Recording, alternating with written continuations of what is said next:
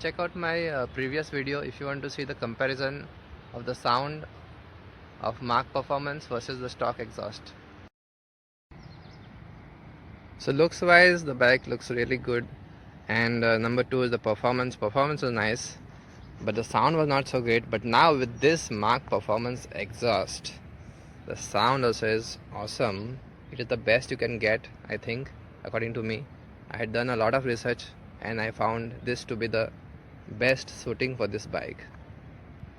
And now with this exhaust the bike becomes a complete package, and within 3 lakhs you will be having a sports bike which looks good, which performs good, and which also sounds good.